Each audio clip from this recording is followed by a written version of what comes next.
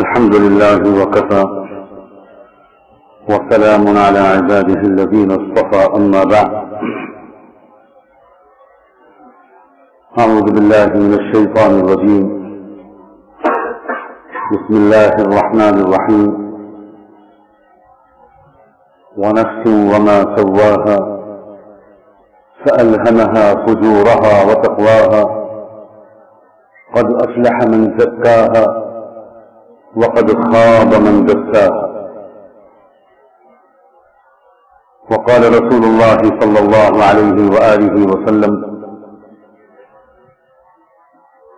الناس معادن كمعادن الذهب والفضة خيارهم في الإسلام خيارهم في الجاهلية إذا تفقهوا. سبحان ربك رب العزة عما يصفون وسلام على المرسلين والحمد لله رب العالمين. اللهم صل على سيدنا محمد وعلى آل سيدنا محمد وبارك وسلم. اللهم صل على سيدنا محمد وعلى آل سيدنا محمد وبارك وسلم. اللهم صل على سيدنا محمد وعلى آل سيدنا محمد وبارك وسلم. انسانوں کو فائدہ پہنچانے والی اللہ تعالیٰ نے بے شمار چیزیں جو پیدا فرمائیں، ان چیزوں کو اللہ تعالیٰ نے زمین کے اندر چھپا دیا. کھانے پینے کی چیزیں، غلے، پھل، سبزیاں، جڑی بوٹیاں، پیٹرول، گیس، سونا، چاندی، تانبا، پیتل، لوہا، یہ سب چیزیں زمین کے اندر سے نکلتی. لیکن اللہ تعالیٰ نے ایک قانون بنایا ہے کہ بندے اگر چاہیں کہ زمین کے اندر اللہ نے ان کے کام آنے والی جو چیزیں چھپا دی ہیں وہ ان کو نکال کر ان کا فائدہ حاصل کریں، تو بندوں کو زمین پر خاص طریقے کی محنت کرنی پڑتی، تب جا کر وہ چیزیں باہر نکلتی ہیں اور ان کا فائدہ انسانوں کو پہنچتا ہے. نقصان پہنچانے والی بہت سی چیزوں کو بھی اللہ نے زمین کے اندر چھپا رکھا ہے، لیکن ان چیزوں کے باہر نکالنے کے لیے انسانوں کو زمینوں پر محنت نہیں کرنی پڑتی. صرف اتنا کافی ہوتا ہے کہ کام آنے والی اور فائدہ پہنچانے والی چیزوں کو باہر نکالنے والی وہ محنت اپنی زمینوں پر نہ کریں، زمین کو چھوڑ دیں. جب وہ کچھ مدت کے بعد اس زمین پر جائیں گے تو وہ اپنی زمینوں کو پہچان بھی نہ پائیں. اس کے اندر سے سانپ اور بچھو نکلے ہوئے ہوں گے، کیڑے ہوں گے، کانٹے ہوں گے، جھاڑیاں ہوں گی، اور پتہ نہیں کیا کیا ہوگا جن سے انسانوں کو تکلیف پہنچے. تکلیف پہنچانے والی اور نقصان پہنچانے والی ان چیزوں کو اس انسان نے محنت کر کے زمین کے اندر سے نہیں نکالا. نقصان پہنچانے والی خراب چیزوں کو زمین کے اندر سے نکالنے کی کوئی محنت نہیں کرنی پڑتی. صرف اتنا کافی ہوتا ہے کہ ان کے اندر سے اچھی چیزوں کو باہر نکالنے والی محنت آدمی چھوڑ دے، تو پھر وہ نقصان پہنچانے والی اور تکلیف دینے والی چیزیں خود بخود باہر آ جائیں. انسان کو اللہ تعالیٰ نے اسی زمین سے پیدا کیا ہے. اللہ تعالیٰ نے قرآن مجید میں ارشاد فرمایا وَأَنبَتَكُم مِّنَ الْأَرْضِ نَبَاتًا، کہ تم کو ہم نے اگایا ہے اللہ نے اس طرح زمین سے اگایا ہے. تم زمین سے پیدا ہوئے، مٹی سے بنے. جو چیز جس سے بنتی ہے اس کے اثرات، اس کی خصوصیات اس میں منتقل ہوتی ہے. انسان کو کسی مٹی سے بنا تو یہی خصوصیت انسان کے اندر بھی منتقل ہے. اللہ نے انسان کے اندر، ہر انسان کے اندر اچھی صفات کے خزانے رکھ دیے ہیں، بہت اچھے اعمال و اخلاق، اس سب کی صلاحیت اور استعداد اور اس کے خزانے ہر انسان کے اندر چھپا دیے کرتا ہے۔ بس اتنا ضروری قرار دے دیا کہ اس زمین کی طرح ہر انسان کو بھی اپنے نفس پر، اپنے قلب پر محنت کرنی پڑے، اپنی ذات پر محنت کرنی پڑے۔ جب وہ صحیح طریقے پر وہ محنت اپنی ذات پر کرے گا تو اس کے اندر سے وہ ساری مفید صفات، اچھے اعمال و اخلاق باہر اجل پڑے، پھر وہ سچ بولنے والا ہوگا، غریبوں کی خدمت کرنے والا ہوگا، بزرگوں کا ادب و احترام اور ماں باپ کی خدمت کرنے والا بنے گا، غلطیوں کو معاف کرنے والا بنے گا، شرم و حیا والا بنے گا، ایماندار بنے گا، تقوی والا بنے گا۔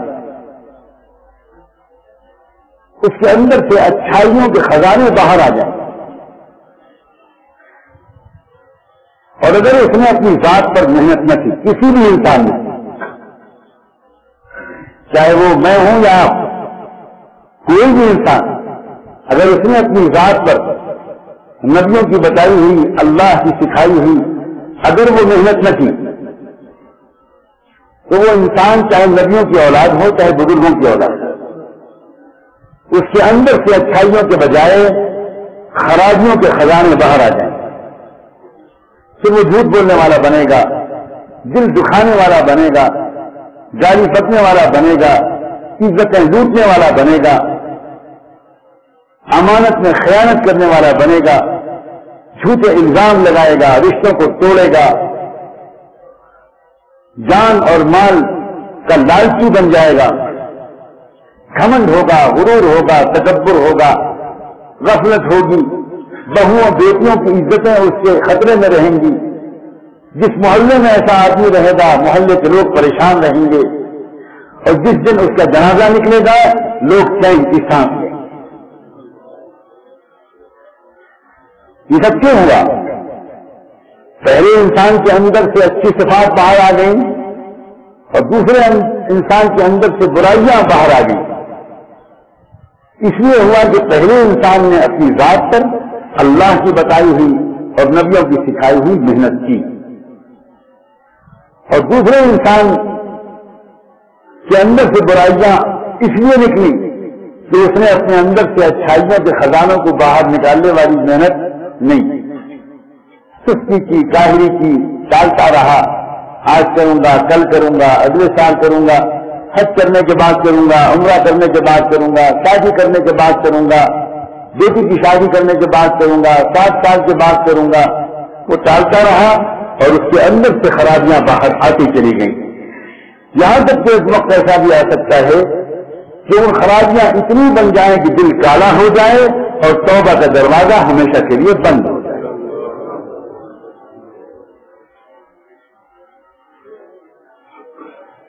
یہ تو محنت ہے جس کے نام پر ہم اور آپ یہاں جمع ہوئے ہیں، اس کا کیا مقصد ہے؟ کیا آواز لگائی جا رہی ہے؟ کس بات پر اصرار کیا جا رہا ہے؟ ہر امیر اور ہر غریب، ہر پڑھے لکھے اور ہر بے پڑھے لکھے، ہر شہر میں رہنے والے، ہر دیہات میں رہنے والے، ہر ایک سے کہا جا رہا ہے میرے بھائی، اللہ کے پیارے بندے، تو اپنے اندر کے خزانوں کو پہچانتا نہیں، ذرا سی محنت کر لے، ذرا سا ایمان و یقین کو بنا لے، ذرا سا اپنے سر کو اللہ کے سامنے خوشی خوشی جھکانا سیکھ لے، ذرا سا اللہ کا نام لینا سیکھ لے، ذرا سا علم حاصل کر لے، اپنے آپ پر ذرا قابو حاصل کر لے، اپنی نیتوں کو درست کرنے کا اہتمام کر لے، تعلیم کے حلقوں میں بیٹھ جا، اللہ کے نیک بندوں کو محبت سے بھیج، اپنی آمدنی کو، اللہ کے دیے ہوئے مال کو، اس میں سے کچھ کو اپنے اندر صفات کے بنانے کی محنت پر خرچ کر، اور پھر دیکھ تو خود اپنے کو نہیں پہچانتا ہے۔ مجھے حیرت ہوگی، میں تو ایسا جھوٹا انسان تھا، فلمیں دیکھتا تھا، ماں باپ کا دل دکھاتا تھا، یہ کیا ہوا کہ تہجد میں میری آنکھوں سے آنسو نہیں نکلے، یہ کیا ہوا کہ جب کوئی نام لیتا ہے رحمت دو عالم سیدنا محمد رسول اللہ صلی اللہ علیہ وآلہ وسلم کا تو میرا سر شرم سے جھکنے لگتا ہے. یہ ہوا کیا؟ میں تو بڑا لاؤبالی آدمی تھا, میں تو ٹی وی دیکھتا تھا, میں تو تاش کھیلتا تھا, میں تو لڑکیوں کو دیکھتا تھا, میں تو سڑکوں پر کالجوں کے گیٹوں کے سامنے لڑکیوں کے انتظار میں کھڑا رہتا تھا. یہ ہوا کیا؟ کوئی بوڑھا کوئی بوڑھی اپنے سر پر بوجھ لے جا رہا ہوگا, صفات والا آدمی کبھی برداشت نہیں کر سکتا کہ وہ بوڑھی عورت یا بوڑھا آدمی اپنے سر پر بوجھ لگے ہو. وہ کہے گا چچا جان چچی جان یہ بوجھ میرے سر پر رکھ دیجیے, آپ کا احسان ہوگا. یہ صفات اس کے اندر تھی, باہر سے نہیں آئی, یہ اس کے اندر تھی. میں نے ایک حدیث پڑھی تھی, رحمت دو عالم سیدنا محمد رسول اللہ صلی اللہ علیہ وآلہ وسلم ارشاد فرما دیں الناس معادن كمعادن الذهب والفضة, کہ ہر انسان یہ ایک مائن ہے, ایک کانوں کی طرح ہے. کان سمجھتے ہیں, مائن سمجھتے ہیں. یہ جتنی چیزیں نکلتی ہیں یہ مائنس کے اندر سے نکلتی ہیں, لوہا ہو, پیتل ہو, چاندی ہو, سونا ہو, ہیرے جواہرات ہو, یہ سب چیزیں مائنس کے اندر سے نکلتی ہیں. اللہ کے رسول نے فرمایا ہر انسان سونے اور چاندی کے کانوں کی طرح اچھی صفات کی کان ہے. کان اس کے اندر تقوی کا خزانہ, اس کے اندر توکل کا خزانہ, اس کے اندر اللہ کی ذات و صفات پر یقین کا خزانہ, اس کے اندر اللہ کی محبت کا خزانہ, غریبوں کی خدمت کا خزانہ, ہر اچھی صفت کا خزانہ ہر انسان کے اندر, چاہے وہ مشرک کا بیٹا, چاہے وہ کافر کا بیٹا, چاہے وہ فاسق اور ظالم کا بیٹا, ہر انسان کے اندر یہ خزانے ہم نے چھپائے ہیں.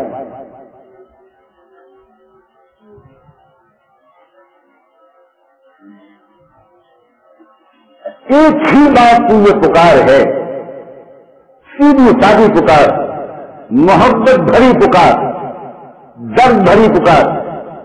اللہ کرے سیدھی سادی دعوت کو ہم سیدھا سادہ ہی بنے رہنے دیں, اس کو الجھائیں نہیں, اس کو خاص جماعت اور خاص طبقے سے وابستہ نہ کریں. ہر انسان تک یہ پیغام پہنچے, اے انسان تیرے اندر خزانے سے دو, ذرا سی بات کی توجہ کر لے, ذرا سی محنت کر لے, ذرا سے یقین دل کا درست کر لے, دل کی کیفیت درست کرو, پھر دیکھ تیری بیوی حیران رہ جائے, تیرے بہن بھائی حیران رہ جائیں. پھر تب یہ بات پہ غصہ کیا کرتا تھا, آج بیوی کو سوتا ہوا چھوڑ کر یہ خود کچن میں لگا ہوا بیوی کی مدد کی نیت سے کام کر رہا ہے, اس لیے کہ اس نے سنا تعلیم کے حلقے میں کہ اللہ کے رسول صلی اللہ علیہ وآلہ وسلم اپنے گھر کے کاموں میں اپنی بیویوں کی مدد کیا کرتے. اس میں انکسار آ جائے گا, تواضع آ جائے گی, سخاوت آ جائے گی. پھر یہ چراغ بجھا کر بھی اگر اپنے بچوں کا کھانا مہمانوں کو کھلانا پڑے گا تو کھلائے گا. کہاں سے آ گئی اس کی اندر یہ صفت؟ صرف اس لیے کہ اس نے ایمان یقین کی اور علم و ذکر کی محنت کر دی. اس نے یقین بنایا, اللہ کی طرف بلا بلا کر یقین بنایا, اللہ کی بڑائی کو بیان کر کر کے یقین بنایا. اس نے بار بار اس بات کو دہرایا کہ اللہ نفع نقصان کے پہنچانے میں کسی کا محتاج نہیں. تنہا اللہ کے حکم سے جو کچھ ہوتا ہے وہ اللہ کے حکم سے ہوتا ہے. اللہ کا حکم سب سے بڑا, اس کی طاقت سب سے بڑی, اس کی ذات سب سے بڑی, اور اس کی رضا سب سے بڑی. یہ تو بار بار اس راستے میں نکل کر ایک ایک انسان کو کھڑا کیا جاتا ہے بیان میں, وہ نیا ہو یا پرانا, اس دعوت و تبلیغ کی محنت میں جو بیان کیا جاتا ہے یہ دوسروں کے لیے نہیں کیا جاتا. یہ صرف یہ کیا جاتا ہے کہ جتنی مرتبہ ہم اللہ کی بڑائی کو بولیں گے صحیح نیت کے ساتھ, اللہ کی بڑائی خود ہمارے دل میں اترے گی. دل سے دوسروں کی بڑائی, دنیا کی طاقتوں کی بڑائی نکلے گی. اللہ کے رسول صلی اللہ علیہ وآلہ وسلم نے اذان کو دعوت تامہ قرار دیا. اذان کے بعد کیا دعا پڑھتے ہیں ہمارا؟ اللہم رب هذه الدعوۃ التامہ. اذان کو اللہ کے رسول نے کیا قرار دیا؟ مکمل دعوت. مکمل دعوت ہے. اذان میں کیا کہا جاتا ہے؟ سب سے زیادہ کیا چیز کہی جاتی ہے بار بار؟ اللہ اکبر اللہ اکبر اللہ اکبر اللہ اکبر. دنیا میں جتنے لوگوں کی بڑائی بیان کی جا رہی ہے میں اس کو سننے کو بھی تیار نہیں ہوں. میں اپنی انگلیاں اپنے کانوں میں ٹھوستا ہوں. مؤذن کے لیے کیا مصنوع ہے کہ وہ کانوں میں انگلیاں ڈالیں تاکہ غیر اللہ کی بڑائی کی آواز اس کے کان میں نہ پڑے. بار بار کہتا ہے مؤذن اللہ اکبر اللہ اکبر اللہ اکبر اللہ اکبر. اللہ کی بڑائی کو بیان کرنا یہ مکمل دعوت ہے. اللہ کے اکیلے معبود مطلوب مقصود محبوب قادر مطلق اکیلا حاکم ہے. وہ اسے کسی کی ضرورت نہیں. اسے اپنے فرشتوں کی بھی ضرورت نہیں.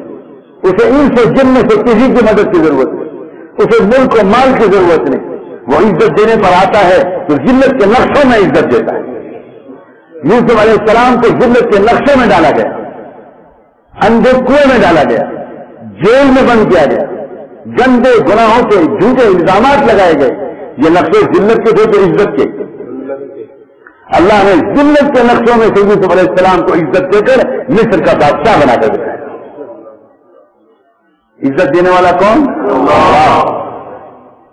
اور اللہ تعالیٰ اگر ذلت دینا چاہتا ہے, اگر اللہ کسی کو ذلیل کرنا چاہتا ہے تو اللہ تعالیٰ عزت کے سارے نقشوں کے درمیان رکھ کر اس کو ذلت دے کے دکھاتا ہے.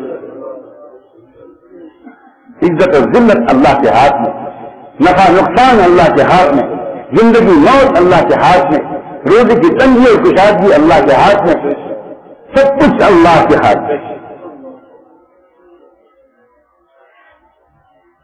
جتنا زیادہ اس بات کو بولا جاتا ہے, جتنا زیادہ اس مضمون کو بیان کیا جاتا ہے, چاہے وہ 6 صفات والے مذاکرے کے حلقے میں بیٹھ کر, چاہے وہ ہفتے واری اجتماع میں بیان کرنے والا بیان کرے, چاہے وہ گیسٹ میں متکلم اللہ کے بندوں کے پاس جائے ان سے بات کرے, وہ بات کرنے والا اگر صحیح اصول کو یاد رکھتا ہے تو وہ دعوت اس لیے نہیں دیتا کہ ہمارا بھائی دعوت کا محتاج ہے, وہ دعوت اس لیے دیتا ہے کہ دعوت دینے والا یہ خود دعوت دین کا محتاج ہے. وہ بولتا اس لیے ہے کہ اس کے دل میں اللہ کا یقین آئے. جب دل میں اللہ تعالیٰ کا یقین آئے گا اور یہ احساس آئے گا کہ معاملہ تو اللہ کے ہاتھ میں, تو اپنے آپ دل میں خیال پیدا ہوگا کہ اگر سب کچھ اللہ کے ہاتھ میں ہے تو بھائی اس سے آخر اپنے فائدے کی چیزیں کیسے لی جائیں, اپنی باتیں کیسے منوائی جائیں, اس کو راضی کیسے کیا جائے, اس کی مدد کو اپنے ساتھ کیسے لیا جائے. زور کے ذریعے تو نہیں ہو سکتا, اللہ کے سامنے طاقت نہیں چلے گی, اللہ کو کوئی رشوت تو نہیں دے سکتا. اللہ تعالیٰ کی مدد اور اس کی طاقت کو اپنے ساتھ کرنے کا صرف ایک راستہ ہے, اور وہ یہ کہ اس کے قدموں پر اپنا سر رکھ کر اپنی بندگی کا اقرار کر کے, اس کی بڑائی کا اقرار کر کے اس سے مدد مانگی جائے. اس کے لیے اللہ تعالیٰ نے نماز کا عمل کیا. جب یقین سیکھنا شروع کرتا ہے انسان تو اس کے دل میں اللہ تعالیٰ کی مدد کو مانگنے کا جذبہ پیدا, ایک شوق پیدا, اور اس وقت اس کو انبیاء علیہ السلام بتاتے ہیں جھک جاؤ اس اللہ کے سامنے. ابھی ہم نے نماز میں یہی آیت سنی, یا ایھا الذین آمنوا ارکعوا واسجدوا واعبدوا ربکم, اے ایمان والو جھک جاؤ.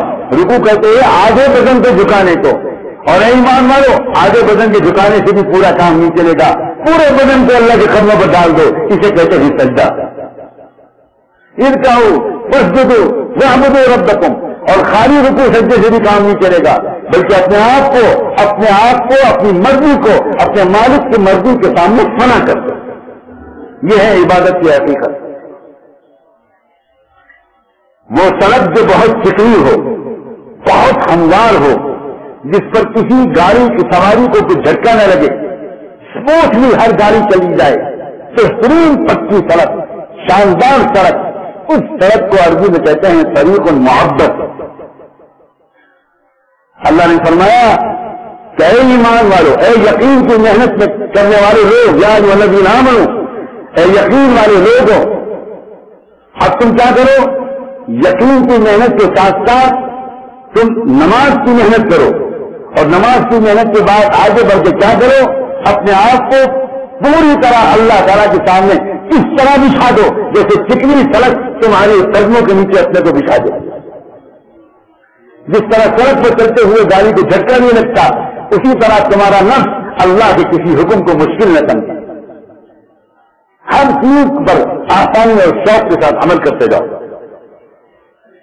جب بندہ اس مقام پر پہنچتا ہے اور جب بندے نے یقین سیکھنا شروع کیا اور پھر اللہ تعالیٰ کے خزانوں سے اس نے اپنا رابطہ قائم کر کے بار بار نمازیں پڑھ کے رکوع سجدے کر کے اور اپنے آپ کو اللہ کے حوالے کر کے اللہ کے خزانوں سے مدد مانگنی شروع کی، تو خود بخود اس کے دل میں ایک شوق اور پیدا ہوگا، ایک ضرورت کا احساس پیدا ہوگا کہ اگر یہ معاملہ ہے تو مجھے تو قدم قدم کو سیکھ کر گزارنا ہوگا، زندگی کو سیکھ کر گزارنا ہوگا، ہر کام سیکھ کر کرنا ہوگا، کوئی کام بغیر سیکھے نہیں کرنا ہوگا، مجھے شادی بھی سیکھ کر کرنی ہوگی، مجھے کاروبار بھی سیکھ کر کرنا ہوگا، مجھے نماز بھی سیکھ کر کرنی پڑے گی۔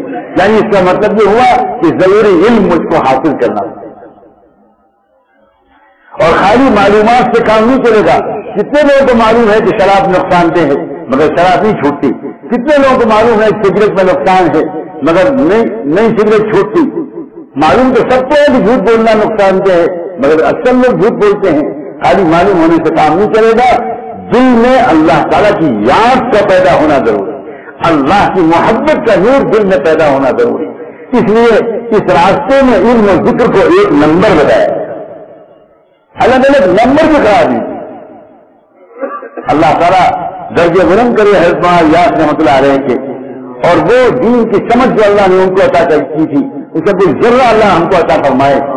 میں اکثر سوچتا ہوں اگر یہاں کے علماء موجود ہو تو ضرور غور کرے کہ علم و ذکر کو ایک ہی نمبر کیوں قرار دیا؟ کیا حرج ہو جاتا اگر اس کو الگ نمبر قرار دے؟ اچھا ہو جاتا 6 کے بجائے 7 ہو جاتا، 6 نمبر کے بجائے کیا ہو جاتے 7 تو 7 عدد ہے، بابرکت عدد ہے، اور اچھا ہوتا کہ 7 نمبر ہوتے، مگر علم اور ذکر ان دونوں کو 1 منٹ کے لیے بھی الگ کرنا جائز نہیں سمجھا حضرت بنایا جاتا۔ اس لیے کہ اگر علم ہوگا اور ذکر نہیں ہوگا تو پھر یہودی مزاج پیدا ہو کر رہے گا، اور اگر ذکر ہوگا اور علم نہیں ہوگا تو عیسائی مزاج پیدا ہو کر رہے گا۔ لمبی تشریح کا یہ موضوع ہے، اللہ علماء کو غور کرنے کی توفیق عطا فرمائے۔ قرآن مجید نے یہودیوں پر علم کی کمی کا صحیح الزام نہیں لگا۔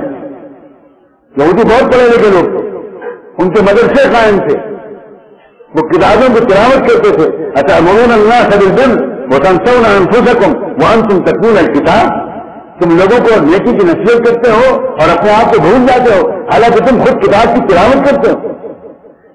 یہودیوں کا بہت بڑا مدرسہ قائم تھا مدینہ منورہ میں، اس کا نام تھا بیت المدراس۔ یہودیوں کی بیماری علم کی کمی نہیں تھی، یہودی علم تو رکھتے تھے لیکن اللہ کو یاد نہیں کرتے، اور جو اللہ کو یاد نہیں کرے گا اس کے دل کو اللہ سے محبت کا اور خوف کا تعلق نہیں ہوگا، اور جب محبت کا اور خوف کا تعلق دل کو نہیں ہوگا تو چاہے پوری کتاب سے تم حافظ بن جاؤ، تم ایک حکم پر بھی خوشی سے عمل نہیں کر پاؤ۔ اور اس کے برعکس عیسائیوں کے بارے میں قرآن مجید نے بار بار اشارے کیے ہیں، عبادت کی کمی نہیں تو ان کے یہاں وَرَهْبَانِيَّةً ابْتَدَعُوهَا مَا كَتَبْنَاهَا عَلَيْهِمْ، وہ تو شادی بھی نہیں کرتے تھے، جنگلوں میں نکل جاتے تھے، غاروں میں رہتے تھے، خوب ذکر کرتے تھے، خوب عبادت کرتے تھے، لیکن کیا تھا بغیر علم حاصل کریے یہ عبادت کرتے تھے، اس لیے ان کی عبادت میں شرک بھی شامل ہوتا گیا، بدعات بھی شامل ہوتی۔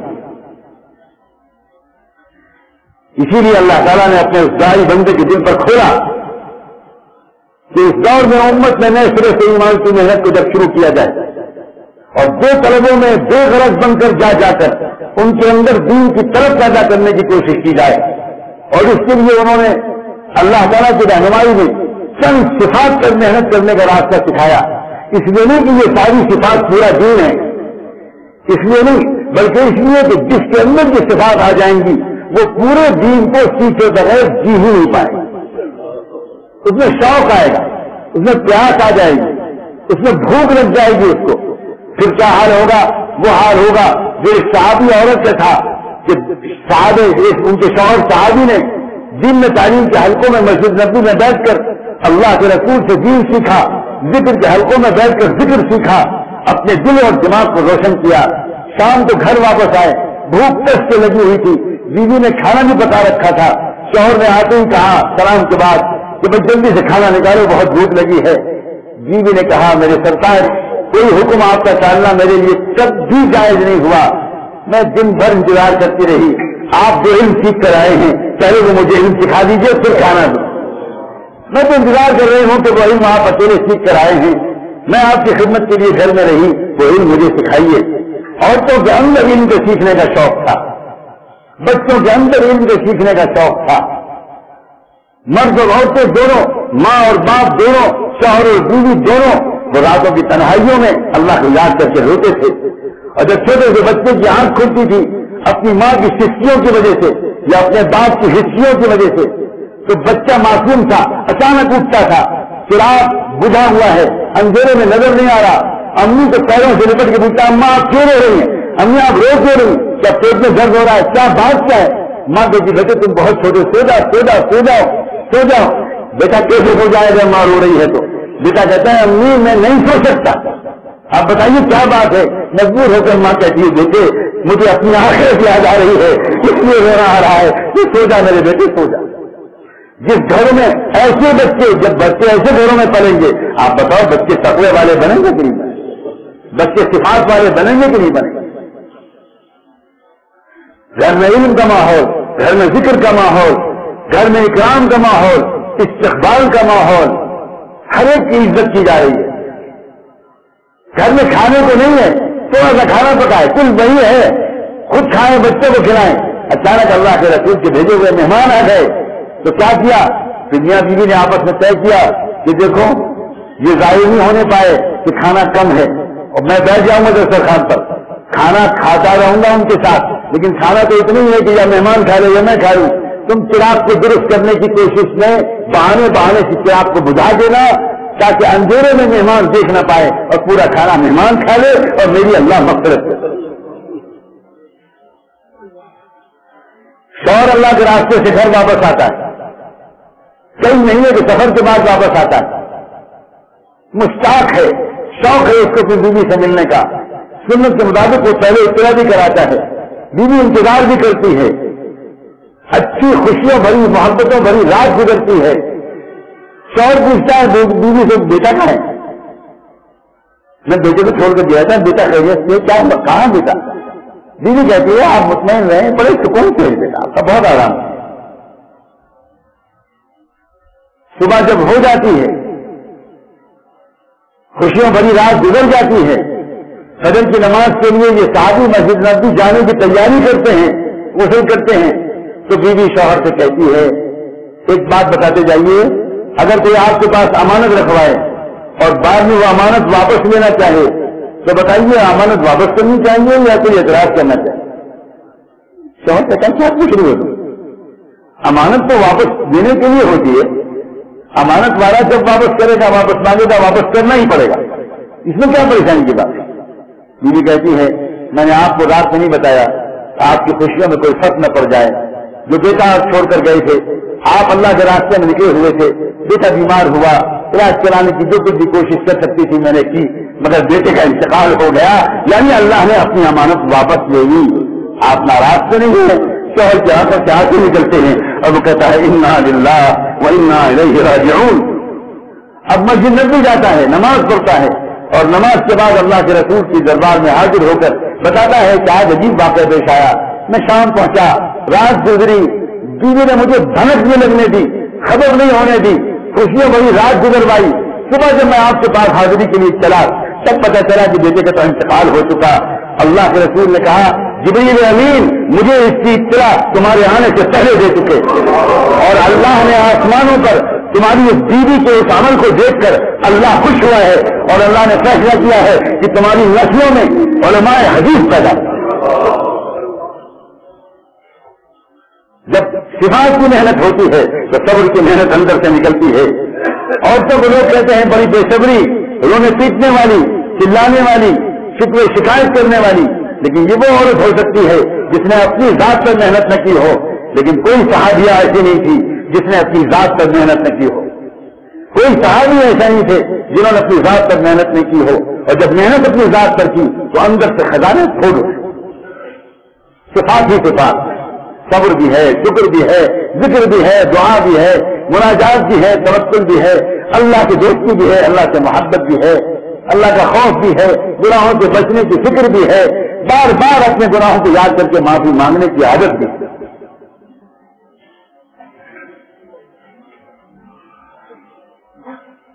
بہت سمجھدار ہے وہ انسان، بہت خوش نصیب ہے وہ انسان جس کو اللہ تعالیٰ زندگی میں جتنی جلدی اپنی ذات پر محنت کرنے کی طرف متوجہ کرتا ہے۔ اس سے پہلے کہ ہمارے دل کالے ہوں، اس سے پہلے کہ ہماری روح سیاہ ہو، اس سے پہلے کہ اللہ کی ناراضگی حد سے آگے بڑھ جائے، اور اس سے پہلے کہ توبہ کا دروازہ بند ہو جائے، اللہ کرے ہر آدمی اپنی ذات پر محنت کرنے میں لگ جائے۔ جو انسان اپنی ذات پر محنت کرتا ہے وہ غربت کے باوجود خوش رہتا ہے، اس کے گھر میں خوشیوں کا ماحول ہوتا ہے، بات بات پہ جھگڑا نہیں ہوتا، ایک دوسرے کی غلطیوں کو معاف کرتے ہیں، عیبوں کو چھپاتے ہیں، ایک دوسرے کی خوبیوں کو بڑھا چڑھا کر بیان کرتے ہیں۔ ہماری عورتیں جب بیٹھتی ہیں تو اپنے شوہروں کی برائیاں کرتی ہیں۔ صحابہ کی عورتیں، ایک لمبی حدیث میں آتا ہے کہ صحابہ کی عورتیں بیٹھی اور یہ طے ہوا کہ ہم میں سے ہر عورت اپنے شوہر کے محاسن بیان کرے بتائے۔ ہر عورت نے اپنے شوہروں کی تعریفیں بیان کرنی شروع کی، ہر عورت نے اپنے شوہروں کی تعریفیں بیان کرنی شروع کی۔ حضرت عائشہ کی باری آئی، حضرت عائشہ بھی عورتوں میں بیٹھی تھی۔ حضرت عائشہ نے فرمایا دنیا میں کسی عورت کو ہم ازواج مطہرات جیسا کوئی شوہر نہیں ملا، جیسا شوہر ہمارا ہے محمد رسول اللہ۔ کیا اللہ کے رسول کیا سونے چاندی کے زیور میں اپنی بیویوں کو لادے ہوئے تھے؟ ان کے گھر میں 2 مہینے فاقے ہوتے تھے، ان کے گھر میں چورے ٹھنڈے رہتے تھے، ان کے گھر میں بیویوں اور بچوں اور نواسوں اور بیٹیوں کو کھلانے کے لیے بار بار ایسے دن اور راتیں آتی تھی، کچھ نہیں ہوتا تھا۔ بھول گئے ہم لوگ مدینے کی وہ دوپہر جس میں کہ بیٹھے مسجد نبوی میں آ کر سیدنا عمر بن خطاب رضی اللہ عنہ دوپہر کے وقت میں، جس وقت صحابہ کا مسجد میں آنے کا معمول نہیں تھا، آ کر بیٹھ گئے اکیلے عمر رضی اللہ عنہ۔ تھوڑی دیر کے بعد صدیق اکبر رضی اللہ عنہ نکل کر آئے۔ عمر اس وقت کیسے بیٹھے ہو؟ عمر کھڑے ہوئے، ڈوبی ہوئی آنکھوں سے حضرت ابو صدیق کو دیکھا اور کہا میرے دوست، میرے بھائی، تم سے نہیں چھپاؤں گا، اور تو میں کسی کو نہ بتاتا، لیکن میں آپ سے نہیں چھپاؤں گا، 3 دن کا بھوکا ہوں، کچھ نہیں کھایا، بھوک سے دن بلا کر اور کہا جاتا مسجد نبوی میں آ کر بیٹھ گیا۔ صدیق اکبر نے کندھے پر ہاتھ رکھا حضرت عمر کے اور اشارہ کیا اللہ کے محبوب کے حجرے کی طرف اور کہا جس ذات نے ہمارے اور تمہارے آقا کو حق کے پیغام کے ساتھ بھیجا ہے اس کی قسم کھا کے کہتا ہوں میں بھی بھوک سے بیدار ہو کر نکلا ہوں جس بھوک سے بیدار ہو کر تم نکلے۔ اب یہ 2 بھوکے ویسے دعا کر رہے ہیں اللہ۔ تھوڑی دیر کے بعد حجرے نبوی کے اندر پردے میں حرکت ہوئی اور اندر سے آفتاب نبوت شروع ہوا۔ اللہ کے رسول صلی اللہ علیہ وسلم باہر آئے، اپنے دونوں جانثار دوستوں، ساتھیوں، غلاموں، صحابیوں کو دیکھ کر کہا اس وقت تم لوگ کیسے؟ تو صدیق اکبر نے ہمت کی، کہا اللہ کے رسول شکوے کے طور پر نہیں کہتے، آپ نے پوچھا ہے تو اطلاع کے طور پر کہتے ہیں، ہم دونوں کئی دن سے بھوکے ہیں، بھوک سے مجبور ہو کر مسجد میں آ کر بیٹھ گئے۔ اللہ اکبر، تو اگلے بات جو میں بیان کرنے جا رہا ہوں، عرش الہی بھی اس وقت ہل گیا ہوگا جب اللہ کے رسول کا ایک ہاتھ صدیق اکبر کے کندھے پر اور ایک ہاتھ عمر فاروق کے کندھے پر اور فرمایا والذی بعثنی بالحق ما اخرجنی الا ما اخرجکما جس ذات نے مجھے حق کے ساتھ بھیجا ہے، جس بھوک سے بےتاب ہو کر تم دونوں نکلے ہو، اسی بھوک سے بےتاب ہو کر میں نکلا۔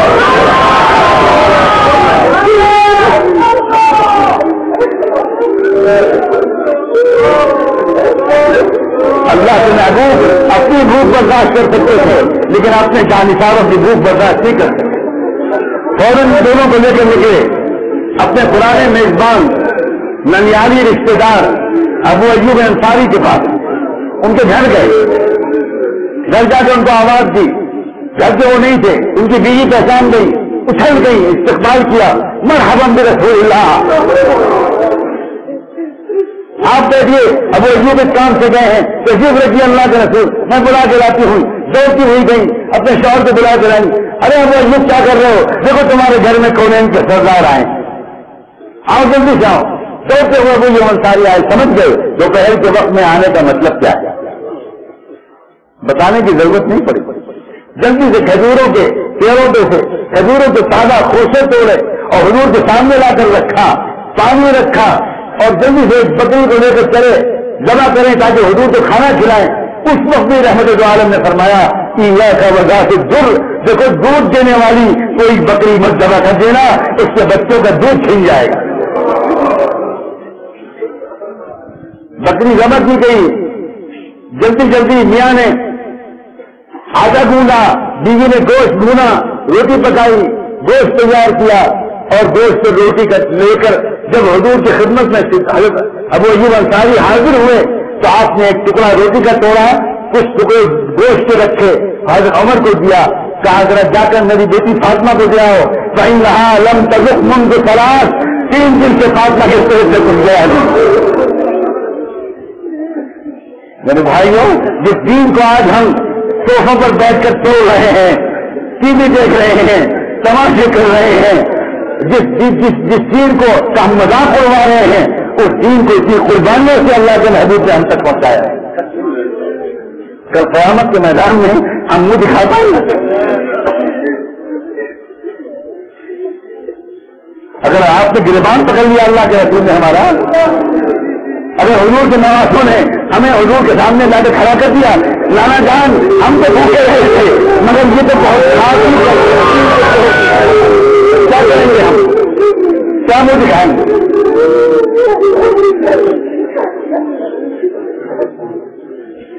اللہ تبارک و تعالیٰ جلدی سے جلدی توبہ کرنے کی نیت سے، اپنی زندگی کو بدل ڈالنے کی نیت سے اپنے راستے میں نکلنے کی توفیق عطا فرمائے۔ میرے دوستوں، یہ دعوت و تبلیغ کی محنت یہ اللہ تعالیٰ کی بہت بڑی نعمت ہے، بہت بڑی نعمت۔ آپ شاید بہت کچھ لوگ جانتے ہو کہ یہ جو آپ کے سامنے آپ کا بھائی بیٹھا ہے یہ دنیا بھر کی جماعتوں سے تعلق رکھتا ہے، سب بزرگوں سے تعلق ہے، ملکوں گیا ہے، مدرسوں گیا ہے، اداروں یونیورسٹیوں میں گیا ہے۔ اس سب کو دیکھنے کے بعد میں قسم سے کہتا ہوں ایک عام غافل مسلمان کے لیے یہ دعوت و تبلیغ کا تحفہ شاید اللہ کا سب سے بڑا تحفہ۔ دیندار لوگ تو چلے جاتے، جن کے اندر طلب ہوتی وہ مدرسوں میں چلے جاتے، خانقاہوں میں چلے جاتے، لیکن جو سینما گھر میں بیٹھا تھا، جو شراب خانے میں بیٹھا تھا، جو بازاروں میں بیٹھا تھا، جو گناہوں میں لت پت تھا، اگر یہ گشت کرنے والے گشت نہ کرتے، اگر یہ تھوڑیوں میں ہاتھ نہ دیتے، اگر یہ بستر نہ اٹھاتے، اگر ہمارے بزرگ ہمارے لیے راتوں میں نہ لیتے، اگر یہ جماعتیں نہ کرتی تو ہم کہاں ہوتے؟ یہ بنیادی محنت ہے، اس لیے جی جان سے اس میں لگو، جی جان سے لگو، ہر کی سستی مت کرنا، اللہ کے بندے ہر کی سستی مت کرنا۔ 500 اعمال جو مسجد سے بتائے جاتے ہیں ان میں بھی سستی نہ ہو، مقامی کام جو بتائے جاتے ہیں ان میں بھی سستی نہ ہو، ہفتے کے مقامی جو گشت بتایا جاتا ہے اور بیرونی گشت بتایا جاتا ہے اس میں بھی سستی نہ ہو، گھر کی اور مسجد کی تعلیم میں بھی سستی نہ ہو، اور شوق کے ساتھ اپنے مقررہ وقت پر پوری جماعت تیار کر کے ہم آیا کریں، اکیلے نہیں۔ یہ تو پرانے کا مجمع ہے، کافی وہ لوگ ہیں جو وقت لگائے ہوئے نظر آتے ہیں، اکیلے نکلنے کا زمانہ نہیں رہا، دوستوں کو تیار کرو، ساتھیوں کو تیار کرو۔ کیا اچھا ہو وہ دوست جس نے گناہوں میں ساتھ دیا تھا، ہم اس کو اپنے ساتھ نیکی کے راستے پہ چلائیں۔ میرے دوست، میں بھی گنہگار تھا، تم بھی گناہوں میں لت پت تھے، مجھے میرے اللہ نے بچا لیا، میں اکیلے جنت میں نہیں جاؤں گا، میں تمہیں لے کر جاؤں گا۔ دوست میرا تم سے دلی دوستی ہے، نرسری سے ہم نے تمہارے ساتھ پڑھا ہے، میرا دل تمہارے بغیر اپنے گھر میں نہیں لگتا، میرا دل تمہارے بغیر جنت میں کیسے لگے؟ میں تم کو لے کے جاؤں، خوشامدید کریں،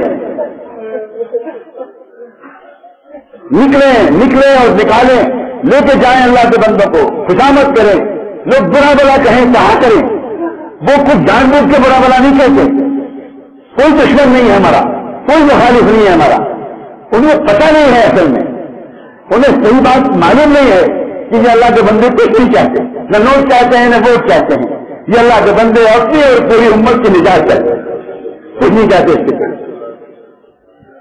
اخلاص کے ساتھ مصنون طریقے پر اللہ کے بندوں کی خوشامد کی جائے، تعلیم کے حلقوں میں بیٹھا جائے، جماعتوں میں نکلا جائے، جماعتوں کا استقبال کیا جائے، اپنی مسجد میں جماعت آئے تو عید کی کیفیت ہو جائے، اپنے گھر میں جا کر کہیں بچوں آج ایک بہت بڑی خوشخبری ہے، ہمارے محلے میں اللہ کے راستے میں نکلنے والے لوگ آئے، کھانا پکاؤ، چائے بناؤ، ہم جماعت کہے کہ نہیں ہم تو اپنا کھانا پکائیں گے، لیکن محلے والے کہیں گے کہ سبحان اللہ آپ ضرور اپنا کھانا اور جگہ پکائیں گے، مگر یہاں آپ کا یہ دوست موجود ہے، کیسے آپ اپنا کھانا پکائیں؟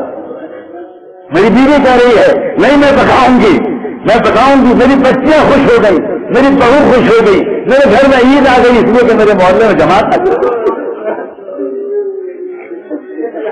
اللہ پاک اس محنت کی قدر کی توفیق عطا فرمائے، دل کے کسی گوشے میں ہم میں سے کسی کے اندر اس محنت یا دین کی کسی مقبول محنت کے بارے میں ذرا بھی بدگمانی نہ آنے پائے، ذرا بھی تحقیر کے جذبات نہ آنے پائے۔ بہت قربانیاں دی ہیں ہمارے بزرگوں نے۔ ایک وقت آیا کہ حضرت مولانا الیاس رحمۃ اللہ علیہ نے اپنی بیوی سے کہا، ان کی بیوی بہت مالدار گھر کی تھی اور مسلسل حضرت مولانا الیاس کے گھر میں فاتح ہو رہے تھے۔ میرے والد ماجد نے وہ دور خود دیکھا ہے جب رمضان کے مہینے میں شہری میں بھی گولر کا پھل آپ تو جانتے بھی نہیں ہوں گے، ایک کڑوا پھل ہوتا ہے ہمارے یہاں اس خطے میں جسے کوئی انسان نہیں کھاتا، وہ بکرے کھاتے ہیں۔ شہری میں بھی گولر کھائے اور افطار میں بھی گولر، صبح بھی گولر، شام بھی گولر، ایک دن 2 دن 3 دن کچھ گھر میں پکنے کے لیے نہیں تھا، مہمانوں کو کھلانے کے لیے بھی کچھ نہیں تھا۔ مجبور ہو گئے حضرت یاد اور اپنی بیوی سے کہا کہ تم ایسا کرو، اب تو میرے مقدر میں شاید اسی تکلیف والی زندگی ہے، میری قسمت میں تو شاید یہ لکھا ہے، میں تو کچھ عادی رہا، میں کوئی مالدار گھرانے کا نہیں ہوں، لیکن تمہارا گھرانہ تو بہت مالدار تھا، میں تم کو تکلیف میں ڈالنا نہیں چاہتا، میں خوشی خوشی تم کو آزاد کر دوں گا، جو تحفہ دے سکوں گا دے کر تم کو واپس کر دوں گا، تم چلی جاؤ، عزت گزارنے کے بعد کسی اچھے مالدار گھرانے میں اپنا نکاح کروا لینا، میری دعائیں تمہارے ساتھ ہیں۔ چپ رہی حضرت مولانا الیاس کی اہلیہ، خاموش رہی، کچھ نہیں بولی، اٹھی اور میں نے وہ ہجرا اور ہجرے کی وہ کوٹری خود دیکھی ہے جس کوٹری میں گئی وہ، اور گیہوں کا جہاں جو غلہ رہتا تھا وہ تو خالی تھی کوٹری، وہاں ان کی پوٹلی چھپی رکھی تھی، دوپٹے میں بندھا ہوا کچھ پیسے رکھے تھے جو چھپا کے رکھے تھے، وہ لے کر آئی اور لا کر حضرت مولانا الیاس کے قدموں پر ڈال دیے اور کہا مجھے اپنے قدموں سے شروع مت کیجیے، یہ ہدیہ قبول کر لیجیے، میں لازم ہوں اس بات پر، سلام ہو اس اللہ کی بندی پر۔ تب جا کر پوری دنیا میں یہ کلمہ نماز کی محنت پھیلی ہے۔ کون سے دنیا کا گاؤں ایسا ہے جہاں دست نہیں ہو رہا، یورپ ہو یا امریکہ ہو، شمال ہو یا جنوب ہو، عرب ہو یا عجم ہو، سبحان اللہ، قربانیاں ہمتیں ہیں، حوصلے ہیں، وفا ہے اللہ کے ساتھ، اللہ کے رسول کے ساتھ، اللہ کے دین کے ساتھ۔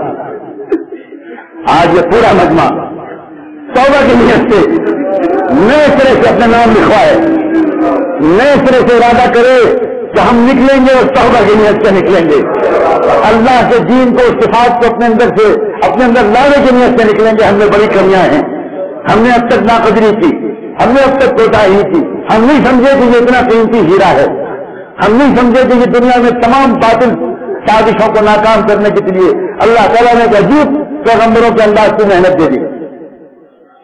اس لیے سارا مجمع، میری گزارش ہے اللہ کے بندوں لاج رکھ لینا، سارا مجمع آج اپنا نام لکھوائے، نقد جماعتوں میں نکلنے کی ترتیب بنوائے، سال بھر کی ترتیب کے اعتبار سے فیصلے کروائے۔ بالکل بیان لمبا نہیں ہوگا، میں تو ابھی آپ سے اجازت چاہوں گا، اس لیے مجھے ایک اور پروگرام میں فوراً پہنچنا ہے۔ اللہ قبول فرمائے. لیکن میں چاہتا ہوں کہ ایک ایک انسان آج اپنا نام لکھوائے. سب کا ارادہ کیجیے کہ ہم نکلیں گے اور یہ دعا کرتے ہوئے نکلیے کہ اللہ مرتے دم تک ہم کو اپنے دین کی محنت میں لگائے رکھیے گا. مرتے دم تک ہم کو اپنے علم و ذکر کی محنت میں لگائے رکھیے گا. مرتے دم تک ہماری زبان پر اپنی بڑائی کے سوا کسی اور کی بڑائی کبھی آنے نہ دیجیے گا. ہمارے دل میں اپنی بڑائی کے سوا کسی بڑائی کا تاثر جلنے نہ دیجیے گا.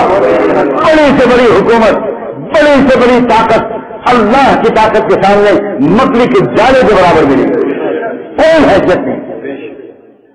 اللہ تعالیٰ ہم سب کو توفیق دے. آپ کھڑے ہو کر اپنے ناموں کو لکھوانا ابھی سے شروع کر دیجیے. میری آنکھوں کو ٹھنڈا کر دیجیے، میرے دل سے دعا نکل جائے. آپ میرے لیے دعا کیجیے اور شاید آج ہی ہماری تقدیر بدل جائے. جزاک اللہ. لکھیے. اللہ بہت مبارک فرمائے.